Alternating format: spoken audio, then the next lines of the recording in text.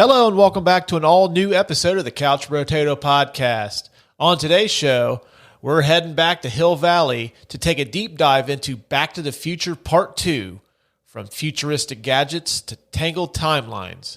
We are breaking down the thrills, laughs, and lasting impact of this iconic sequel. So sit back and relax and join us right now for Back to the Future Part 2, right now on the Couch Brotato podcast. You gotta come back with me. Where? Back to the future. Marty and Doc are on a mission. 30 years into the future. What happened? Your son. But they're about to discover that getting back It's a complete whim. is only the beginning. Michael J. Fox, Christopher Lloyd, and Michael J. Fox. Mom, is that you? Back to the Future Part 2. Rated PG. A brand new future is coming on Wednesday, November 22nd.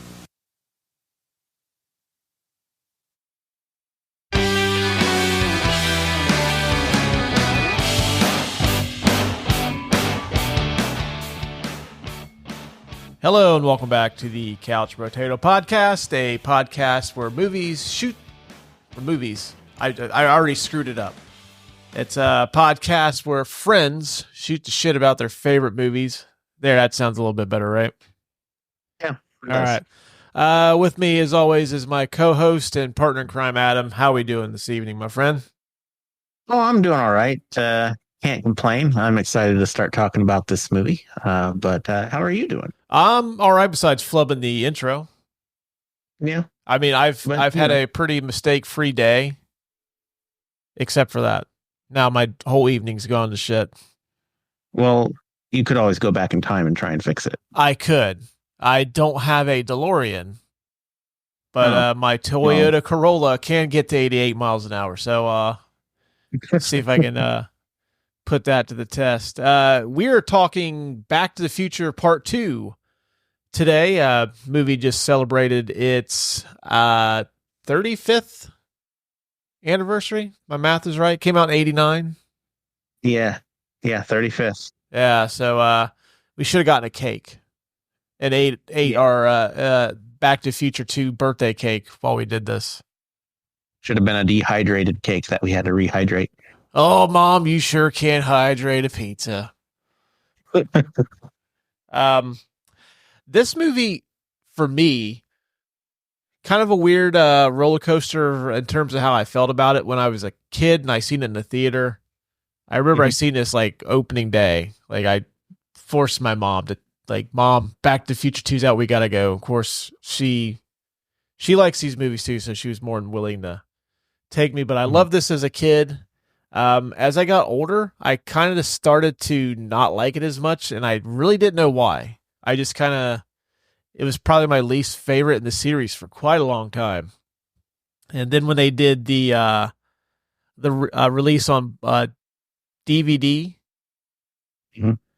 and me and a buddy, Luke Frost, who's been on the show a time or two, we marathoned all three of them in one day. We left work super early to watch all three of them. I kind of fell in love with it again. And now I think a lot of critics feel the same. It's not quite as strong as Back to the Future 1, but I think this is arguably one of the greatest sequels of all time. I'd put it in the top 20. Yeah. I would too, I think. It's really, really good. Now, I know some of these movies, usually you see them much later than I do. What was your first experience with Back to the Future 2? So, first experience with Back to the Future 2, as always, was on VHS. I know I always say that. I sound like a broken record with some of these, but like you said the last time, it's probably just the time frame of when the movie came out versus when I saw it. Well, you say this, though, I originally wanted to call the show Be Kind, Rewind. Yeah. Kind of like, it's like a couple guys at the video store talking about movies. But when I looked up the name, apparently there's like 6 or 7 podcasts that have less than 10 episodes that were called Be Kind, Rewind. And there was one that had quite a few. I'm like, oh, fuck, that's a perfect name for what we wanted to do. But yeah, I didn't want to do it. But, that's actually a really great, segue into what I was just about to say. I actually saw the VHSs because we rented them from Blockbuster and we had a marathon of the movies. It's me and my dad and my sister, actually. We were watching all three of these. Fantastic movies. Not a huge fan of the third one, although for regular listeners and for you, Russ, you know that I don't like Westerns as much as other genres of film. But this one actually hits pretty well, I think. I don't think I like it as much as the first one, but it comes really close. It's one of those movies where it's pretty close to the first in terms of just quality. Yeah, for me, the one thing that lacks for this one is just sometimes it's a little too bleak. Yeah. I mean, there's some portions of this movie where it's like get pretty grim for Marty and Doc. Yeah. Especially Marty almost getting shot. Like I'm pretty sure Doc Brown was just telling Marty that Jennifer and Einstein would be fine. But I'm pretty sure like if they erase that timeline, they get erased too. They just rebuilt the other timeline. So yeah, no, they're going to get erased from existence and it's going to be super painful, but it's fine because there'll be new ones. Right. Yeah. Well, I'm not going to discuss time travel too much because as people that listen to the show know that like Adam is the brains of this outfit and everything that I know about time travel is basically off of the original Back to the Future movie. So, I'm not gonna bore everybody with my time travel speak in this one. I don't have any fun facts about time travel in this. I don't think many people liked the Tenet time travel talk, so I'll steer clear from it this time around. Well, they don't know. Also, you can listen to Tenet wherever you get your podcasts. Cheap plug of the episode 6 minutes in. My man. Yeah. My man. I've taught you well, my young Padawan. Yeah, like, I don't know, like, for me, I think part of the appeal as a kid was, like, all the cool gadgets when they went to 2015. Yeah. Which, oddly, is, like, almost 10 years ago now. It is. Yeah. Which, we'll get into this in a bit, but some of the stuff that they featured in this movie actually came true. Like, it's actually a thing in our time. Yeah. But a few things. Yeah. I always wanted the shoes and the hoverboard. Yeah, shoes, hoverboard. The jacket that dries itself is pretty cool. Your jacket is now dry.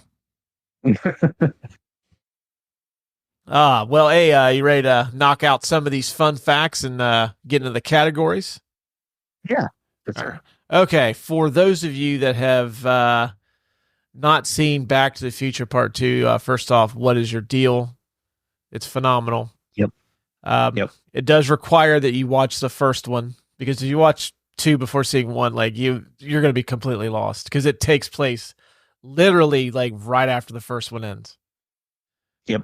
But in case you're wondering what in the fuck is Back to the Future 2 about, in the sequel to the 1985 blockbuster, Marty McFly and Dr. Emmett Brown return from saving Marty's future son from disaster, only to discover their own time has transformed. In this nightmarish version of Hill Valley, Marty's father has been murdered, and Biff Tannen, Marty's nemesis, has profited. After uncovering the secret to Biff's success, a sports almanac from the future, Marty and Doc embark on a quest to repair the space-time continuum. Gotta fix that space-time continuum. Now, like, I think that's a really cool premise. Like, let me ask you this. Now, if you were Marty, would you have done the same thing? Would you have gone back, knowing what we know Back to Future 2, like, and you had the ability to go into the future, would you buy a sports almanac of some kind to... even knowing that you'll probably mess up your timeline when you get back? Now, Marty almost did. And the only reason Marty didn't was because Doc told him not to. So, like, if Doc didn't tell him not to, Marty would have been Biff in that situation, I think. But would I? I think the temptation would be there, and I probably would break. I would be like, yeah, I need that sports almanac. I'm going back to the past. Oh, I'd have done it. No I question. think I I wouldn't would. even batted an eye. Yeah. Like, yep, this is coming home with me. Now, I've always wondered, like, how, like, does Biff, like, when he bets, like, we do a burning questions category, which we haven't done in a while, but this has always, like, kind of bugged me. Like, does Biff, when he bets, does he always bet the winner, or does he, like, bet, like, to lose on purpose so it throws people off of his scent? I don't think Biff has that much intelligence to do so. Also, you think, like, he just, like, bets to win every Yeah. time? Bets win every time. Yep. Well, a dilemma they has is I don't think sports betting is exactly legal in 1955. So he would be basically betting with like seedy folks. Yeah, I feel like Biff would be the friend of criminals. So do you think the mob would have eventually murdered him just because like they got sick of losing their money? Maybe if he see he says he owns the police, and I think he's his own mob boss. Like he stays in his lane, you know. He's only in Hill Valley. He's not in like anywhere else. Trying to, rain on the mafia's parade or anything like that. I think he's smart enough for self-preservation. I think that's like his main motivator is self-preservation and self-servingness, Okay. So do you think like he gives them a cut of what he wins just to stay alive? Probably. Yeah. Like, and it doesn't even have to be a lot. He's just like, yeah, I'm so rich, I can give you this money. It doesn't even matter. Like, it would inflate his ego. That's not bad. Yeah, like I just kind of always wondered, like, does Biff just like throw like, oh, I'm going to bet, even though the score, like Ohio State would beat, Boston College as an example, knowing that they would win, like, oh, I'm going to bet Boston College to win just to. So there, I think he could even tell, like, a criminal, a person that's affiliated with the mob, who's going to win, and use that as leverage too. Okay, like, so he's kind of like win the money. He's kind of like the Oracle. Yeah, and it's like the guy that worked for the printing company that printed off all the Monopoly game pieces for McDonald's and got the mob involved back in the 90s. Oh, it's exactly like that. Okay. I kind of like your original theory, though. I think Biff's too stupid to think of anything like this, and he's probably dead by like 1965. Yeah. I mean, it wouldn't work for this movie, but all right. The Tale of the Tape, Back to the Future Part 2 is rated PG. This was released on November the 22nd, 1989. Stars Michael J. Fox, Christopher Lloyd, Leah Thompson, Thomas J. Wilson, and Elizabeth Shue. Directed by Robert Zemeckis. A Rotten Tomatoes score of 63% from critics and 83% from audiences. The consensus, Back to the Future 2, is far more uneven than its predecessor, but its madcap highs outweigh the occasionally cluttered machinations of an overstuffed plot. $40 million budget, grossed $332 million. Not quite as big as the original, but still pretty substantial haul there. I think it was like top 10 at the box office in 89, which 89 was a fucking loaded year. Yeah, it was. Nominated for Best Visual Effects at the 62nd Annual Academy Awards. And you can currently watch Back to the Future 1, 2, and 3 on the cock. Good old cock. Yep. So, whip out the cock, select Back to the Future 2. Hopefully you've seen the first one. But if you haven't, watch 1. Then you can go into 2. Then, you know what? Why not? Go into 3, because 3, I think's kind of the weakest of the 3, but still a pretty enjoyable yarn. Yeah. Watch Marty and Doc on the cock. Watch them like in all their glory on the cock. Don't Google. Yeah, don't Google the cock at all, because you're going to be probably in for a rude awakening. And definitely don't do it at work. I don't want to see. I'd hate to get an email saying like, I looked up the cock and it showed me a bunch of dirty pictures. And I tried to look up Marty and the Doc on the cock, and it just. My boss walks by and just sees like pictures of wieners on my computer, and now I am unemployed. But speaking of Back to the Future 3, that does give me a great segue into the Did You Know part of the show. These are some fun facts and interesting tidbits about the production of Back to the Future Part 2. This and Back to the Future 3 were filmed back-to-back in February of 89. They did this to save on production cost, and Michael J. Fox apparently had an opening during this was the last year of Family Ties. Yeah. So there was a break in the production of that, so he was able to get 2 and 3 shot simultaneously. That's good. Now, I did not know this for the longest time. And this will probably lead into my one of my category winners later on, but Crispin Glover, who plays George McFly in the original, does not appear in Back to the Future Part 2. He actually did not like the ending of the original Back to the Future. I guess it had to do with the fact that the McFlys kind of, their happiness was based off how much money that they had. Okay. And he also felt like his salary wasn't quite on par with Leah Thompson and Thomas Wilson. So he decided he didn't want to appear in this, so they recast him with Jeffrey Weissman, and then they used prosthetics and filmed Weissman in a way to make it look like he was actually Crispin Glover. Okay. So then Crispin Glover in turn sues Bob Gale and Robert Zemeckis for basically like stealing his likeness. And this led to a clause in the Screen Actors Guild that does not allow for actors' likenesses to be recreated in the same way that Glover's was for Back to the Future 2.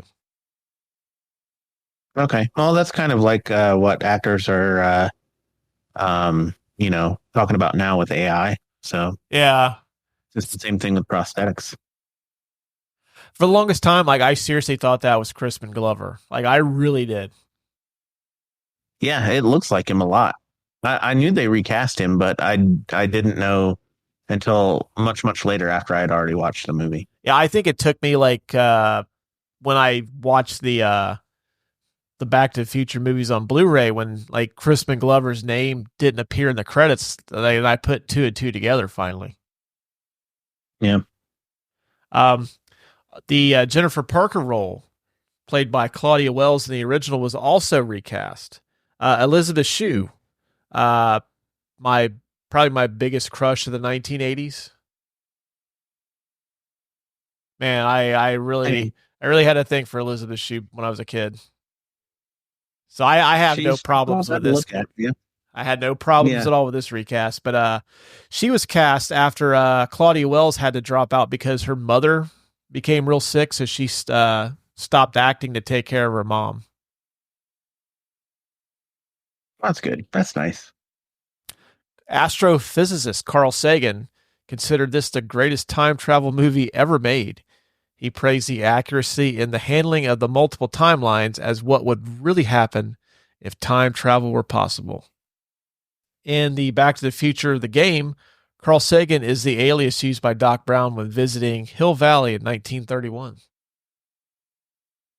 I haven't gotten that far on the game. It's one of those Telltale games, so it's hard for me to like get into it like hardcore. Those Telltale games are kind of tough to play. I have Back to the Future and I have Batman. Yeah.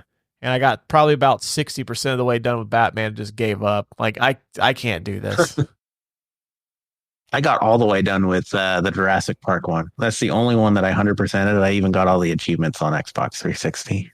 But yeah, they're super hard. Didn't they have a Guardians of the Galaxy game too? Yeah, they did. Yeah, I mean, it was a cool concept and all. I always wondered why they were so cheap. But now, after I played that Batman game, I knew why. Yeah. It's like, we can crank this out, and it's just a game that you push buttons to, like a movie that you push buttons to. Well, see, it gave me flashbacks to the Sega CD. Yeah. Because I had a Sega CD, and I thought it was like, oh, it's so cool. They had that Super Shark game, and they had a football game, and then like my brother and I were so excited to play the football game, and all it did was you would press like a play, and then it would run a video. Mm-hmm. And then like it would just like, oh, well, it's an incomplete pass. I'm like, well, this fucking sucks. So later on, the Sega CD became my first CD player. I started buying CDs after that. Sega CD's worth a little bit nowadays. Still got it. Well, I don't. I kicked that thing to the curb a long time ago. This is the first film that Elijah Wood appears in. His feature film debut. Get off the road. Is he the one that says you have to use your hands? Yeah, you have to use your hands. That's a baby game. Yeah, I think he's that one. Last fun fact I have, the football scores that Biff hears on the radio while driving are actual scores from November the 12th, 1955. And the UCLA-Washington game that he and Old Biff listened to at the end, with Jim Decker, the UCLA kicker, hitting the last second field goal to win, is actually legitimate. Like, that whole game actually happens, and that's how the game ended. Sorry, sometimes I copy and paste these. That's cool. Because it's easier for me to write them, and like when I get these, sometimes like I'm kind of like Ron Burgundy. Like, I read off the teleprompter for some of this stuff, and I'm basically reading it verbatim. So like if they fuck up the spelling or like just the way it's supposed to be structured, the sentence, like I'm just going to read it as is and not think twice about it. Yeah, just keep it there. It provides the authenticity. Yeah, so like if somebody typed a statement with a question mark, I would also end it with I'm Ron Burgundy. You got any cool facts about the movie? I do. As you mentioned, it was filmed back to back with Back to the Future Part 3. This actually was a time when Michael J. Fox actually started losing some motor function. They said that he forgot how to ride a skateboard as like a cover, and used the gap between the first movie and the last two movies as kind of like an excuse, but he actually started getting some of his symptoms of Parkinson's disease, and the medical diagnosis wasn't made until 1991, but he had some issues with the skateboard scenes in these movies. Man, I will tell you, every time I see him in public now, man, like it really hits you, like seeing him, in that condition now, Yeah. There's a supposedly a really good documentary that he's a big part of. I think he helped write it, about himself on Apple TV. I have been meaning to watch, but I think it's called Fox or Michael J or something. Yeah, I heard really good things about it. I'm gonna look that up right now. Okay. While you do that, I'll continue on here. The ledge on the clock tower that Doc broke in Back to the Future is actually still broken in 2015. So if you look at the ledge by the clock tower, still got that break on there. Continuity. It's somewhere in these movies. Sometimes it's not, but at least for the big stuff, it is. That's why up until recently, like Bob Zemeckis was like those 80s directors, there was like Spielberg. And I'm probably missing like there's Spielberg, but then like there's those notch below guys, and Bob Zemeckis was probably like right there. Like he was almost on that, like that upper in the pyramid. He would be at the tip of the triangle, but he'd be in that next level. Yeah, no, I would agree with that.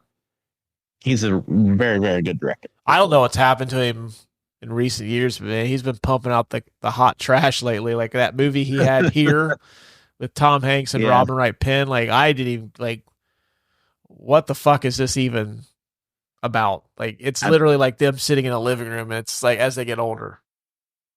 I feel like directors have their highs and their lows, and sometimes I feel like the lows are just a little bit too long.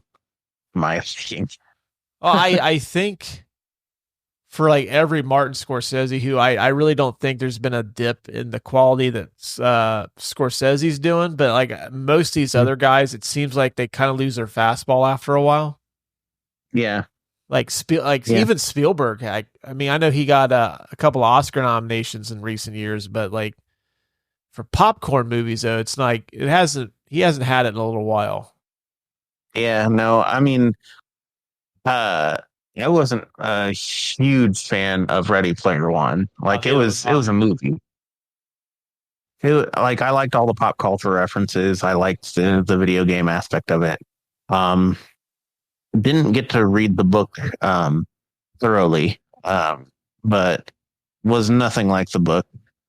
So, you know, it's hit or miss with every director, I think. And like I said, some directors, they have really, really bad dry spells sometimes.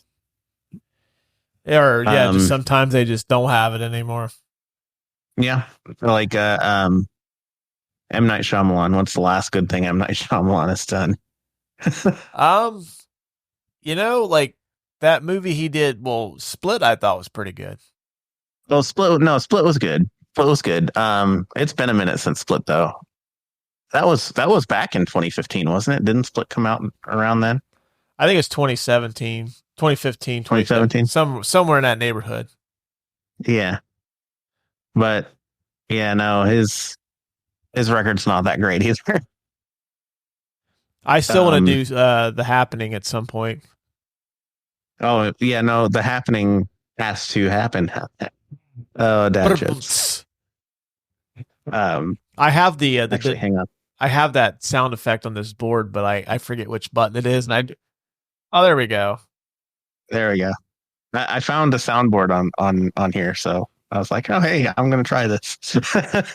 I'll be damned. Yeah, there is one on here. For those of you that don't know, Adam and I record on Discord. One of the best, except for at the beginning, it gave us some issues, and yeah, no, it wasn't the best, but no, a solid 7 out of 10.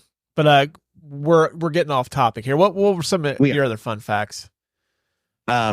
According to Michael J. Fox, he found out there was going to be a sequel to Back to the Future when he watched the VHS version, and the words "to be continued" were added to the end. He immediately called his agent to make sure he was going to be in the sequel. I mean, I guess I could see the point of view, but I mean, come on, man! Like, there can't be a Back to the Future without Marty McFly. It just can't. Right? It doesn't work, especially with Michael J. Fox. Who are they going to replace him with? Right. And I certainly don't want to. And I think if Doc Brown ends up going back in time with another teenage kid, you really start to wonder, like, what's Doc Brown's ulterior motive? Like, is he a pedophile? He's at Back to the Future Part 2 is actually starring Eric Stoltz. Oh, I don't even want to imagine at this point. No. Griff's Pitbull hoverboard was originally to be called Mad Dog to foreshadow the ancestor set to appear in Back to the Future Part 3. That did not come to fruition, though.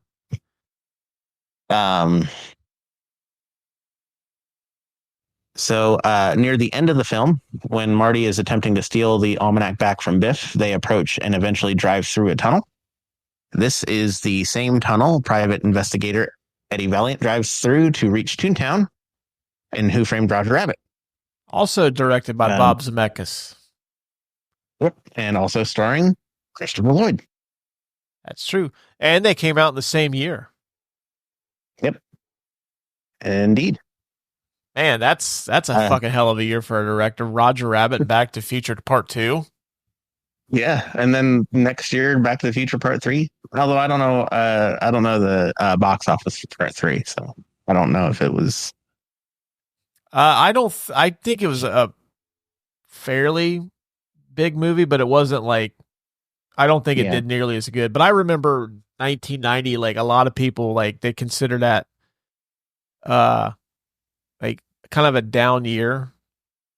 Yeah, because I think Ghost was Home Alone was the highest grossing movie, but that summer was kind of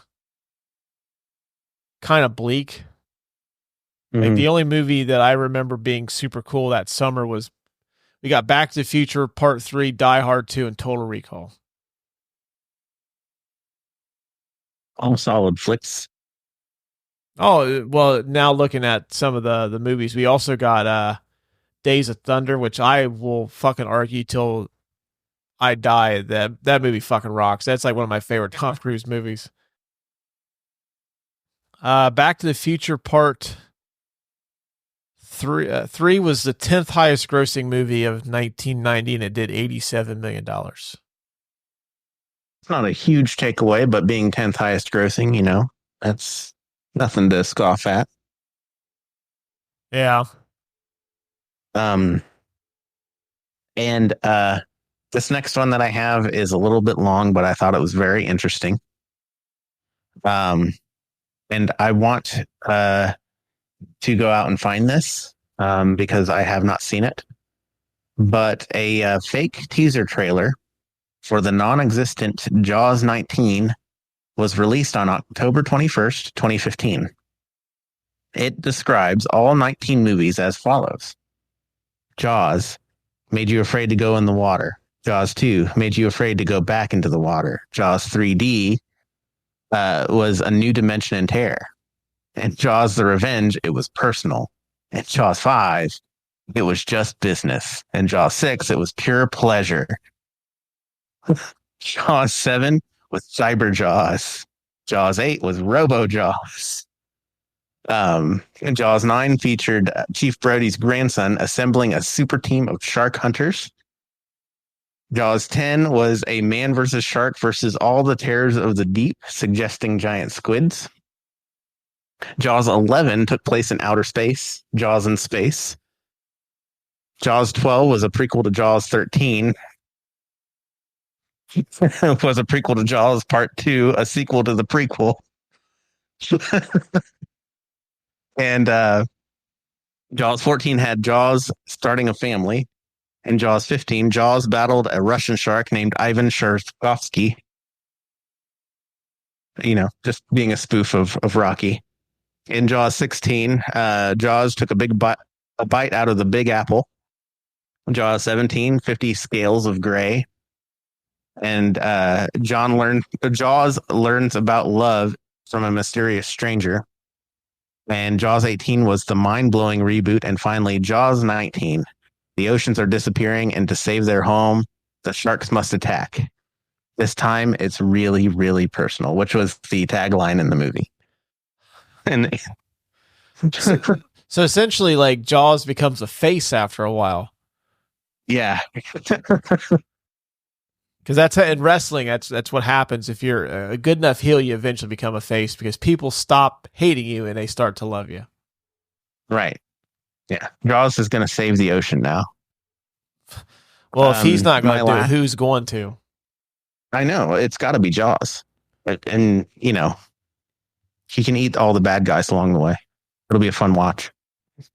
My last fact was to commemorate the release of the 30th anniversary of Back to the Future trilogy.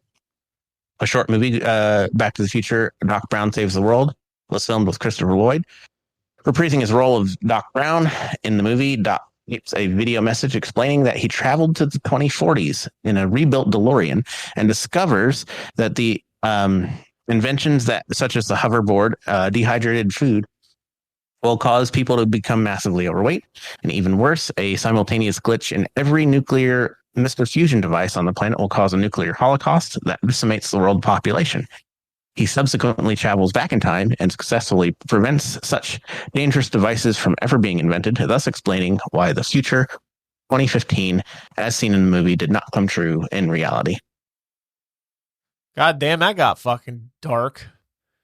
Nuclear holocaust. It's like they're blending Terminator 2 and Back to the Future into one franchise. But that's why we didn't get the 2015 that we got in Back to the Future, because all of those things were bad, and Doc Brown saved us all from them. Even though he pretty much fucked up the space-time continuum doing so. Yeah, right. But you know what? Fuck it. Sometimes sacrifices need to be made. And in this case, you know what? I don't care if Doc Brown if Doc Brown messed up me becoming a billionaire because he saved us from a nuclear holocaust. I'm cool with that. I'll take that trade off. Yeah, because I can't spend the money anyways because I'll be dead. Yeah. I always wondered why we didn't get the 2015 of the movie, but now we know it was Doc Brown. Yeah, thanks, Doc. All right, the Martin Scorsese. This is Cinema Award for the best scene in the movie. What did you have? So I'm going to have to say I really, really like the scene, the entire sequence of Marty getting to 2015, but mainly him meeting his future family. It mirrors the first movie really, really well because like he goes and meets his, mom's family in the first one. But I really like seeing all the inventions, like him getting scared that, Jaws is coming out of the movie theater. I like that whole sequence. Just him in 2015, the whole fish out of water thing. Mm-hmm. Okay. I considered that. Cause like you really do get like all not giving away, what prop you'd want for the movie, but like, man, like if there's like a movie that was meant for this category, Back to the Future 2 is it. There's so much fucking cool shit I'd want to have from this movie that I had trouble narrowing it down. But for me, my favorite scene in the movie is like right after Doc gets struck by the lightning. Mm-hmm. And then the letter carrier played by the incomparable Joe Flaherty brings Marty the letter like almost immediately after it happens.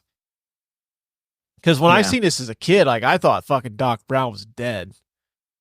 Like I was like super bummed. I was like, they killed fucking because like as much as I love Marty, like Doc's my favorite character in these movies. I fucking love Doc Brown, and I thought for sure he was fucking. I thought he was dead. Like I didn't even want to stick around and find out what happens. Like I just go, my feelings were hurt. Yeah, like he's dead, and then they come back with the letter, and then Marty reads it, and you find out like he's just in the old West, and then it starts that like there's only one man that can help me out, and it basically circles right back to like the most awesome part of Back to the Future 1, like the last 15 minutes. Yeah. Man, like I don't care. Like I'm part of a movie group, and somebody asked like, "What's the best 15 minutes in a movie?" And like I, without hesitation, put the fucking ending of Back to the Future 1. Yeah, it's good. Where we're going, we don't need roads. Yeah, but yeah, I mean that was it for me. Was just the reading of the letter because like I thought Doc was dead. Turns out he's not. Just in the old West. Yeah, and then like even as seeing this in 1989, like it kind of led me to believe there was going to be another one. Like, well, if he's in the old West, like they gotta bring him back. Right. Yeah, and of course you know that it's going to find out like 20 minutes, like 10 minutes later, like, oh yeah, there is a third one coming out. It's coming out in like 6 months. Yeah. But is that the first time a movie has ever like a sequel has ever come out that quickly? That I can remember, yeah. Like to a big franchise like that. I'm sure I'm probably missing something, but yeah, I'm pretty sure like that quick of a turnaround. Yeah. Because now if that were to happen, they would have milked that for like, even when like the last Avengers movies, I mean, they filmed those back to back, and they waited a whole fucking year to bring that bad boy out. Yeah.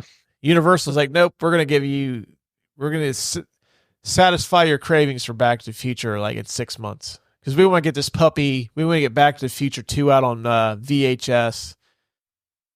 So that way you guys and gals can watch 1 and 2 together, get ready for 3. Yeah. I feel like that would, honestly, I don't know how that would work out. Like, would the VHS sales of 2 help your ticket sales of 3? I don't know. Well, I also don't know if Back to the Future 2 was a sell-through title when it came out either. Because, like, I remember I bought it.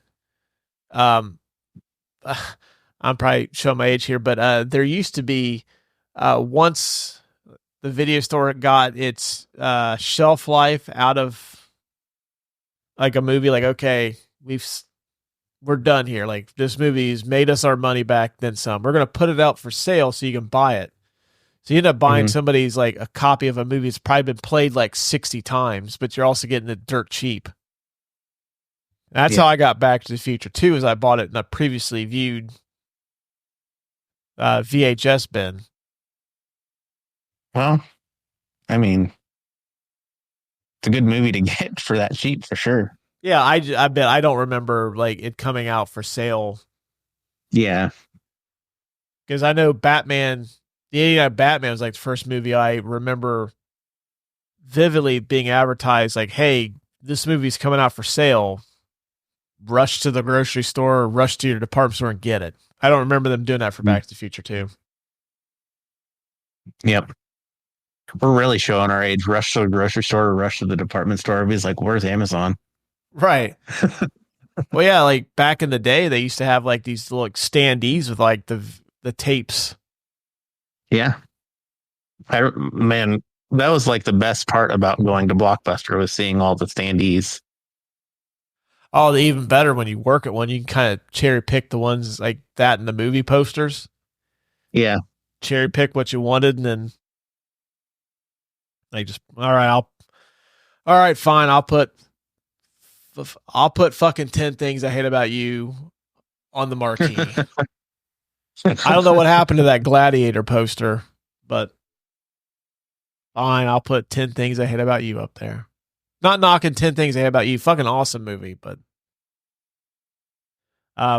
yeah, I think I think the future would be the best scene in the movie. I mean, simply because like there's so much cool shit in that, and then like watching it now, you can kind of like, oh well, hey, that actually became a real thing, or that became a real thing, or why didn't like you get the hoverboard, you get the Gray Sports Almanac, you get the shoes, the fucking Pepsi that comes up from the counter. Oh yeah.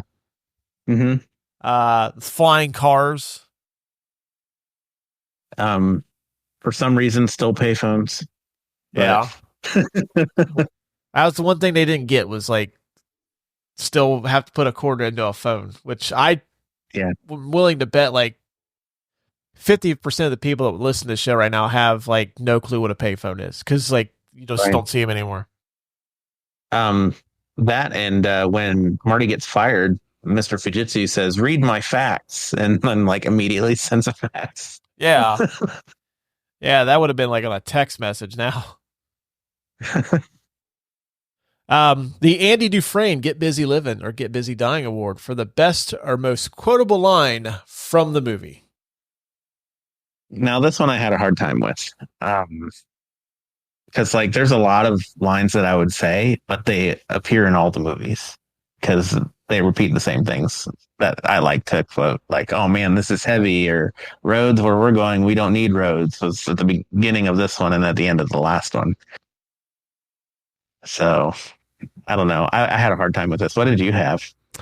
I had, and it's only because my brother and I used to say this to each other, but we would like switch the names.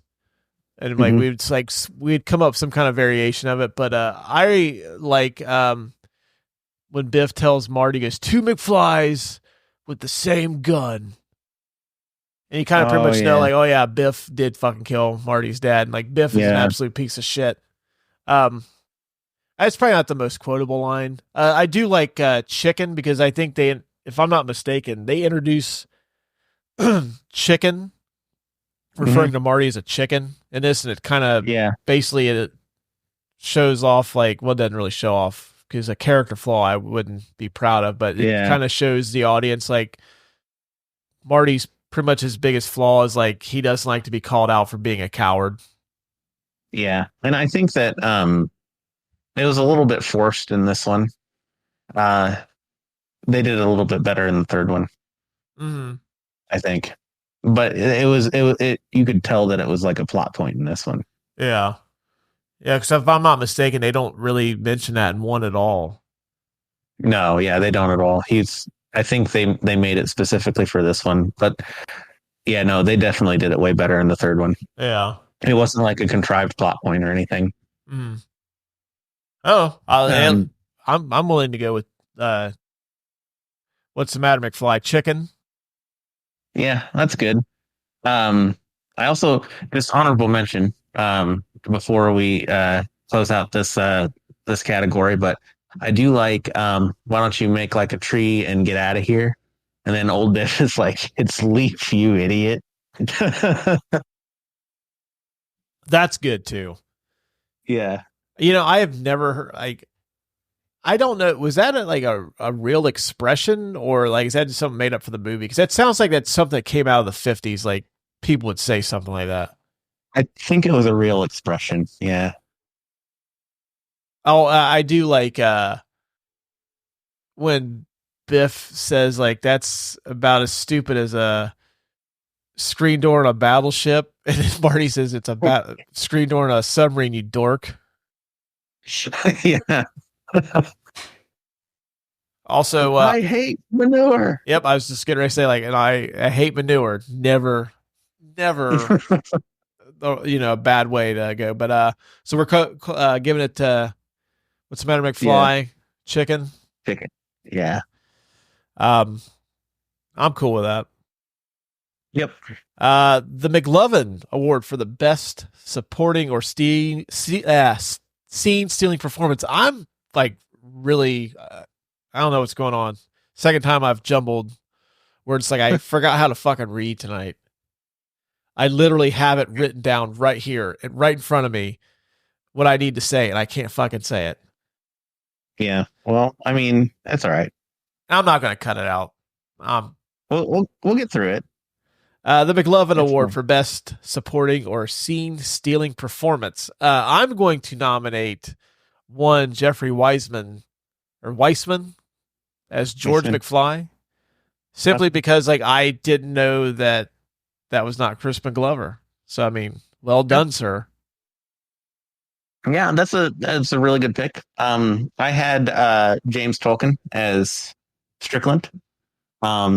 You can't really, not many people can get away with wearing a nightgown and still look badass with a whole bunch of ammo strapped around you. So.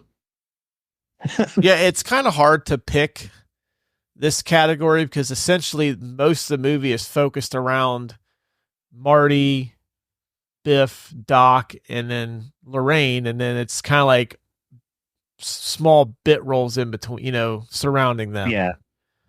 It's really hard. Like a lot of times you're only getting like one or two like lines of dialogue and then it goes back to one of the four main characters. But you know what? I can give it to James Tolkien as Mr. Strickland. I think simply because he's a grown man wearing a nightgown. Yeah. That takes fucking courage. He and goes out, guns blazing, stays in the character that he was back in the day, but he brings a new energy to this movie. Now another question I have is, what has Strickland gotten himself into to where he has people shooting up his house? I don't know. Maybe he just pissed off that many people. Like everybody went to that high school and just like has a chip on their shoulder because they don't like the way that he treated them. So maybe everybody's just running by his house. I'm starting to like this pick more and more because now, like, as we're thinking about it, it's rattling around in my head. Like I'm willing to bet that Mr. Strickland's like a bloodthirsty vigilante trying to clean up Hill Valley. And I bet Strickland has got a few graves dug around town. A few bodies in dumpsters in Hill Valley, thanks to one Mr. Did they ever say his first name? You know what? I don't think I've they always do. I known think him it's as just Mr. Strickland. I've always known him as Mr. Strickland. So yeah, Mr. Strickland's a vigilante who just happens to wear a Charles Dickens nightgown. Yeah, I mean that's his costume. That's his superhero costume. It's the vigilante. It's not like Batman cool, but he pulls it off. All right, yeah. James Tolkien as Mr. Strickland wins the McLovin for this. I mean, like I thought I had a good pick in Jeffrey Weissman. I guess you have to stress the S. But no, I'm totally cool giving it to Strickland now, especially now that I think he was a vigilante in this movie.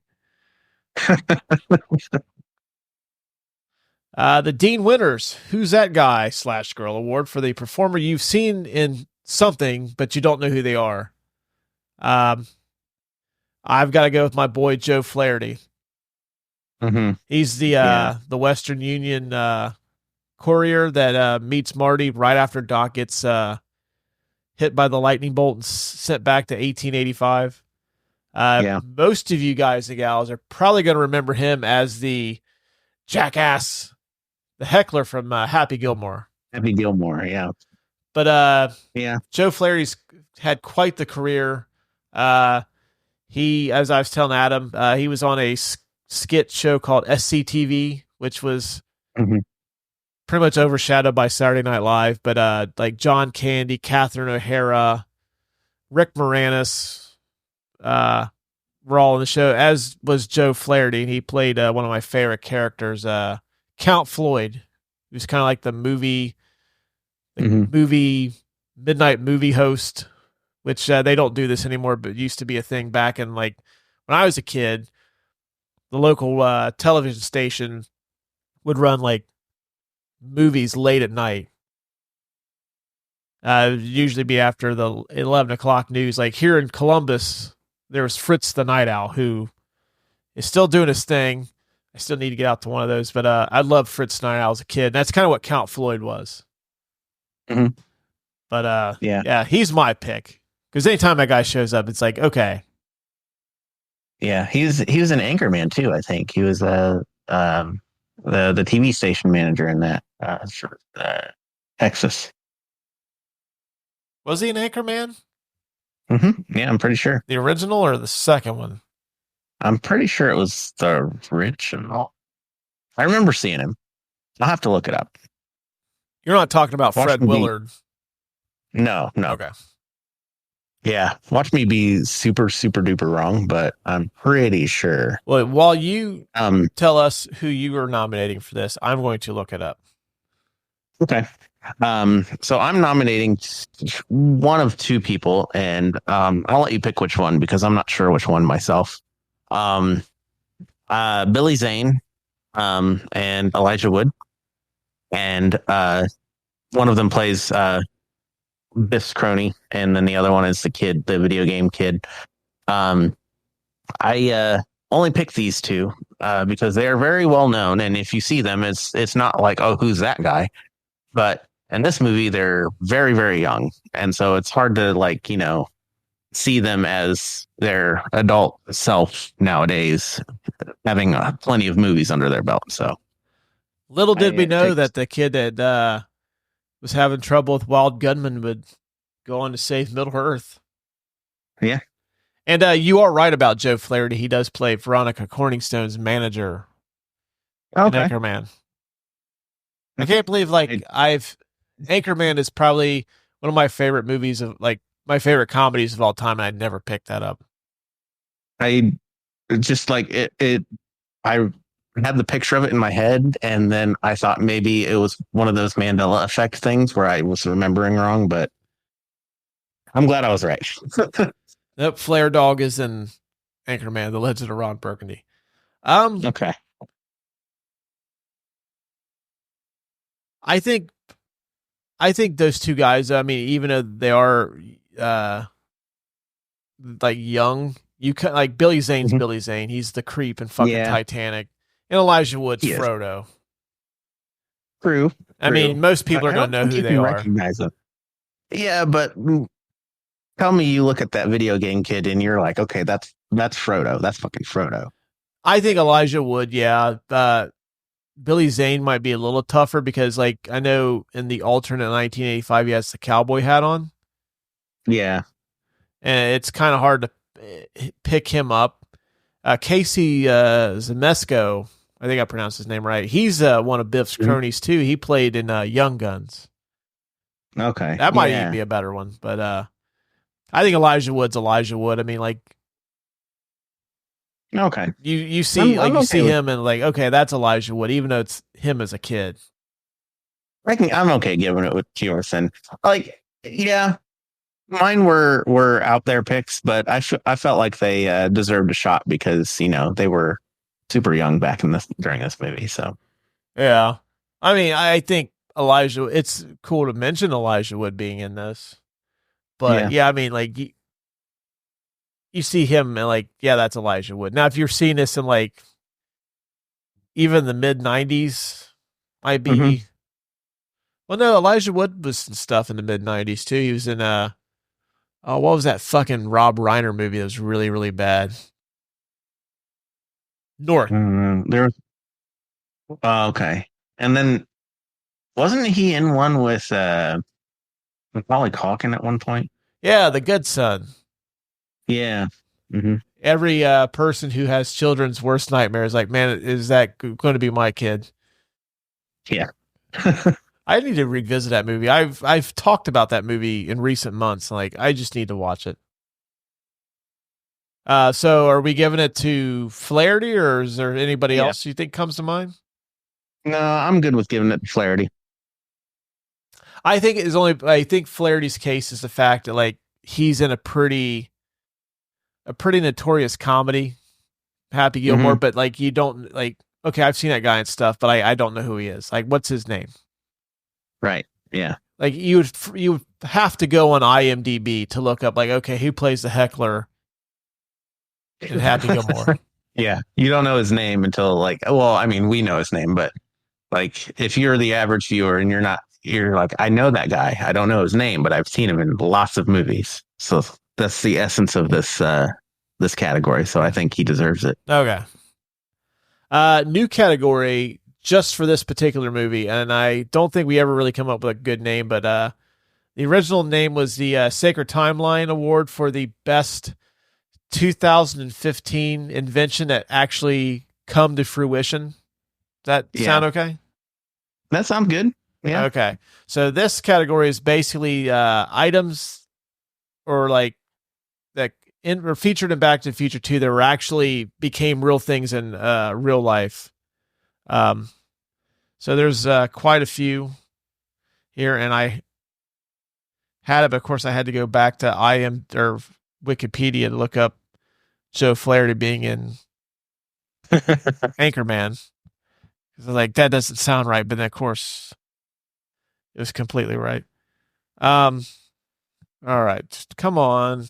Okay, so we have here drones used for like capturing news. That's like a thing now. Drones are legit. Flat screen TVs became a thing. Smart home technology, that's super big now. Yep. Hands-free video games. Talking animated billboards. Now this one, I'm going strictly off of Wikipedia here. So bear with me. I've never seen a talking billboard. Is this like a big city thing? Maybe. I think I remember seeing one at one point. I know the ones that like can switch like images, but like not the electronic ones, but the ones that like flip. Yeah. They also have tablet technology, like tablets like the iPad, Samsung Galaxy. Well, who am I kidding? It's the iPad. iPad's kind of like the end all be all tablets now. And then fingerprint scanning for like security purposes. Yep. Biometrics. Yeah. So that's just a few of the things that are in Back to the Future that actually come to real, like, came to life afterwards, part of our everyday lives now. So, like, what would you, or if there's something I didn't mention that you want to throw out there? I can't think of anything. I mean, technically the hoverboards kind of exist. They just have wheels, which doesn't make it a hoverboard, so I don't count those. I don't either.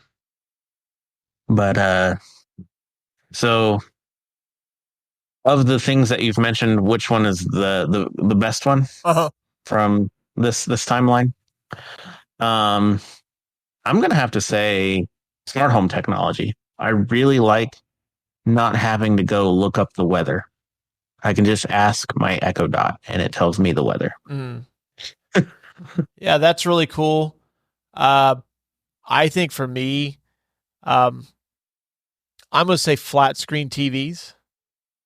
Only because for those of you that don't know what I'm talking about, TVs used to be just like a square 4x3 box. And basically, if you watch movies, like, it sucked because you didn't get like the full frame of like what you're watching. And I always used to use the Jurassic Park example when the T-Rex is looking into the car at the kids. On an old TV, the old box TV, you wouldn't get that whole sequence with Lexi and the T-Rex in the same frame. It would kind of pan and scan, or it'd cut part of it out. But now with the pan and scan is the worst. Oh, that pan and scan sucks. But now with flat screen TVs, it kind of widens the picture, and you actually get more of how the movie was supposed to be seen in your home. So I think for our show, especially, and the thousands and thousands of movie podcasts that are out there now, I would say they would probably say flat screen TVs. You know, I'm going to go with that too. Because I mean, it seriously makes movie watching so much better. It does. Because I can't tell you how many times I would get people pissed off that they would rent or they'd buy a movie that was widescreen, and they'd say, I didn't want the black bars on the top and the bottom. I wanted the regular. Yeah. I was like, why? You're getting less of the movie that way. What the fuck are you doing? The only movie that doesn't work with is Batman Mask of the Phantasm, but only because they were planning on releasing that straight to home video, and so they did the entire movie in 4:3. And then when they decided last minute to put it out to theaters, they the top and the bottom off, and so you get less of the movie in widescreen with Batman Mask of the Phantasm. Really, I never knew that. Of course, I never got to see it in movie theaters either. So I don't know what version is on the 4K Blu-ray, because I know it's widescreen. I just don't know if it's, because I don't know if it's 4:3 or 16:9. I'm sure they remastered that bad boy. Yeah, probably. So yeah, they probably got to fix that issue.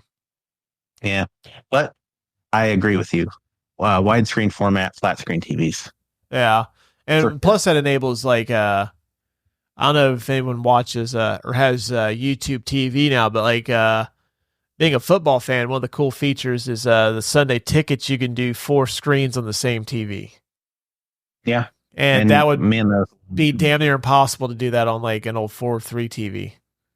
Yeah, the processors in those things weren't even processors. Yeah, and then it's just like when your company throws you a pizza party and they cut you the smallest squares possible to conserve the pizza.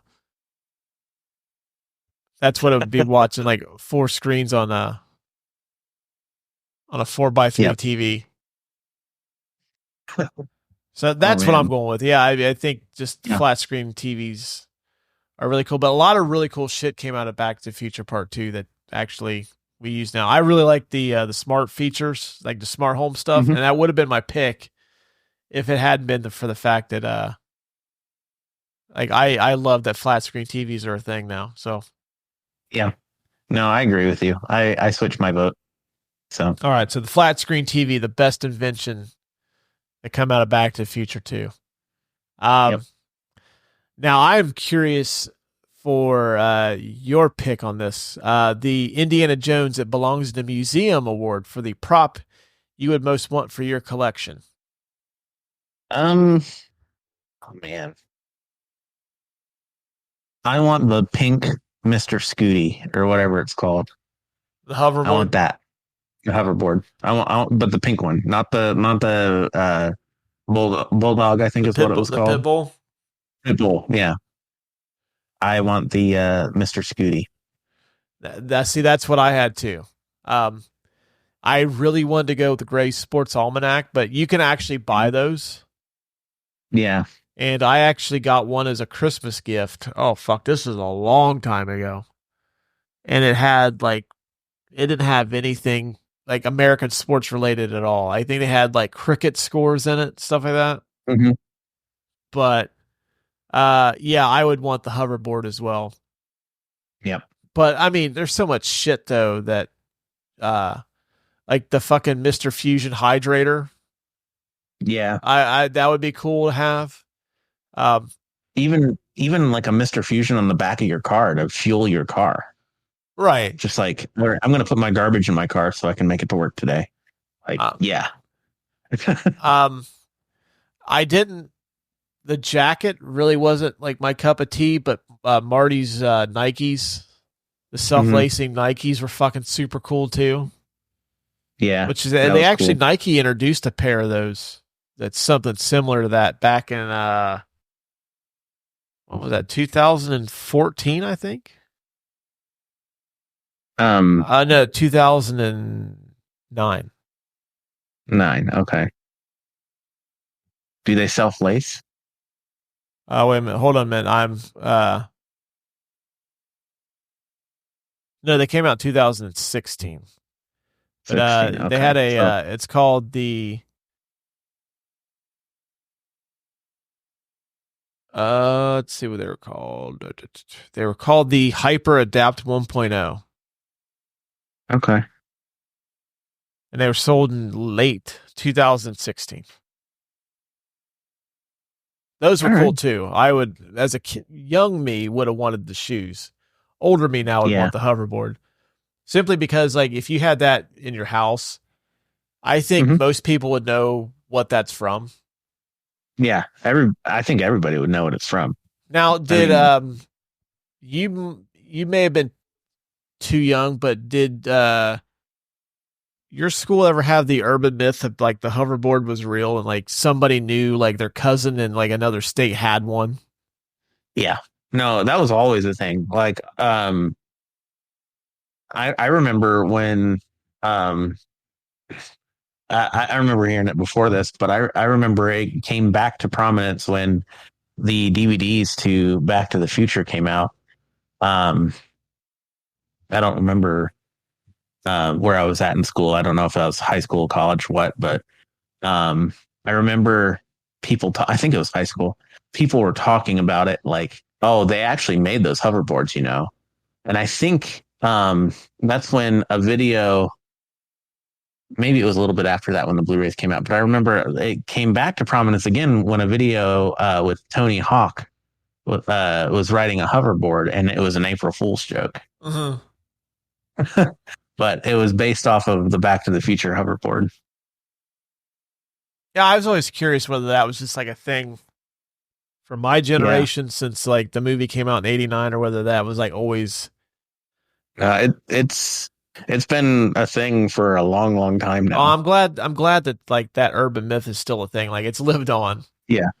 I'd hate to see that thing die. It's kind of like back when I was in school too. It's like everyone I went to school with in elementary school and even middle school, they had a famous cousin. Yeah. It's like either like, oh, I'm related to Michael Jordan, or I'm related to fucking Harrison Ford, or Jose Canseco, or, you know, somebody super famous. Like, no, you're not. Not I'm related to Robert Zemeckis, and I know this thing is real. Yeah. Bob's Uncle Bob. Uncle Bob. But yeah, I think the hoverboard's got to be the answer, just because like it's iconic. I mean, it's literally probably one of the coolest like movie props from the 1980s. This movie, and you were saying it before, this movie has so many cool movie props. Like, it's really difficult to like have a scene without one of these props in the scene. Yeah, I mean, yeah, you could literally pick like 10 or 12 things. Mm-hmm. I would have even settled for the copy of Ooh La La. Yeah. I mean, the bottle that comes out of the counter, that the bottle looks cool. Yeah, that bottle does look cool. Or fuck the the TVs with Ronald Reagan and the Ayatollah Khomeini. Yeah, I'd have that playing, which had what was that? Max Headroom was like started that whole fucking craze, which I never understood, but I was also like 8 or 9 and. All right, so the pink hoverboard's what we're going with? Yeah, pink hoverboard. All right. The John Williams Award for Best Use of Music in the Movie. I'm nominating Sammy Hagar's I Can't Drive 55 when he goes back to the hell version of Hill Valley. Yeah, that's it. Because I don't know why that just fits that scene so well. It does. Because I mean, you could have went with Alan Silvestri's score, which is fucking awesome. Although it's pretty much recycled from the first one. It is. But I mean, let's pay tribute to it for just a second. It's one of the best, most recognizable movie themes of all time. Oh, for sure, and it still gets you still gets me fired up whenever I see that the closing of the original. Mm-hmm. I don't give a fuck if you're bleeding out. We're watching this. Put pressure on him. He'll be fine. But no, I really like Sammy Hagar's I Can't Drive 55. It seems like it just agreed. And it's kind of, I don't know, kind of an ode to the DeLorean going 88 miles an hour, but I don't know, it fits the hellish Hill Valley. It does. It fits like a glove. Yeah, and let's give a little love to the Red Rocker. He's been getting shit on by the Van Halen crowd lately, too. So, yeah, well, I Can't Drive 55. Yep. Is the winner. Plus, Earth Angel, I think the Marvin Berry stuff, I think we gave that to Marty and Back to the Future 1 for the Johnny Be Good. Yeah, which you can listen to wherever you get your podcast. Twice, actually. Yeah. Yep, that's 2 in a row. That's called a winning streak. Which that's a nod to Major League, which you can also listen to on Apple, Spotify, wherever you get your podcasts. That's 3. Excellent. Boom. All right. Last category is the Finding Forrester You're the Man Now Dog Award for the biggest life lesson from this movie. I'm just gonna say, don't fuck with the future. Don't buy it. And you literally took the words out of my mouth. I was gonna say that. Yeah, don't travel into the future and buy a sports almanac to get rich quick. Just don't fuck with the future at all. Stay in your lane. Stay in your time. Yeah, as time travel is a monkey's paw. You don't want to mess with it because you don't know what you're gonna get yourself into. Have you messed with a monkey paw out of it? Like, is this experience or like is that like just an old? No, like you've heard of the wishing on the monkey's paw, right? And then like you wish. No, actually, I haven't. Please do tell. You wish for $1 million and then you get 1 million deer instead of $1 million. Like, oh, yeah. I thought it was like one of those things where like you like touch a monkey's paw and you get bit and it turns into like that fucking movie Outbreak. Well, that too. Don't do that. But that's exactly what messing with time is like. You either get disease or you don't get what you wanted in the first place. Okay. Yeah, don't go fucking around with like the future, because you also don't know if some creepy ass old man is listening right behind you, and like once your conscience takes over and you decide this isn't a good idea, because whenever you take a shortcut in life, you always have to pay the price sooner or later. Yep. And you don't know if some creepy old man like, oh, I'm going to take this idea, and then he steals your fucking time machine, and you're stuck in the future for a while.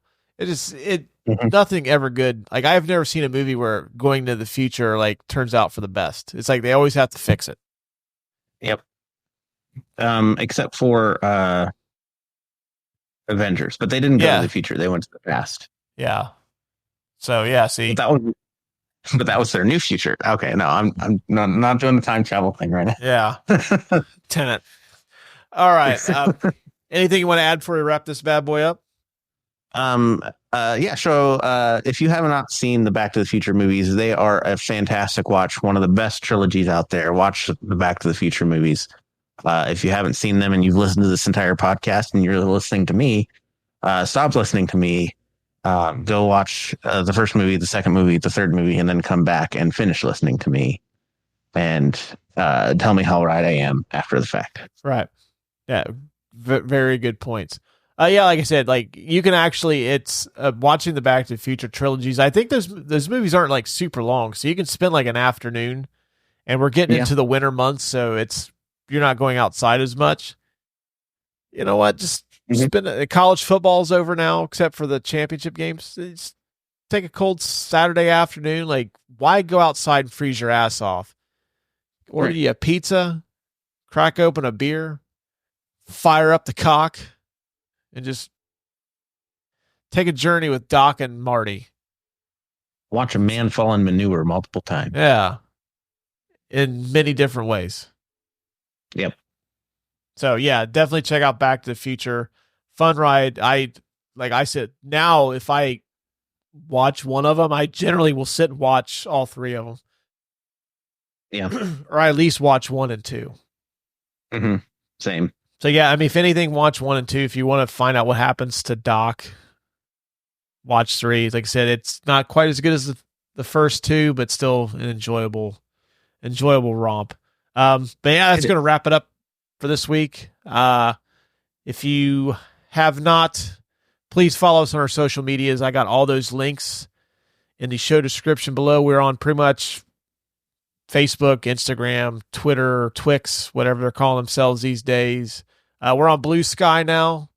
Pretty cool. Just look up Couch Bro Podcast. We're on that as well. We're on TikTok, which I need to get back on doing TikTok videos. We're on all that stuff. You can email us if you have any show questions, concerns, ideas for episodes, or you just want to tell us how awesome or bad we are at this. Shoot us an email. Let us know. If you have a quick moment and you like what you heard here today, please take a brief moment. Leave us a 5-star review on Apple. We do appreciate it. That lets us know that we're either doing something awesome over here or we kind of suck, but we need that feedback so we can be better. So please take a moment to do that as well. So until next week, we will talk to you guys and gals later.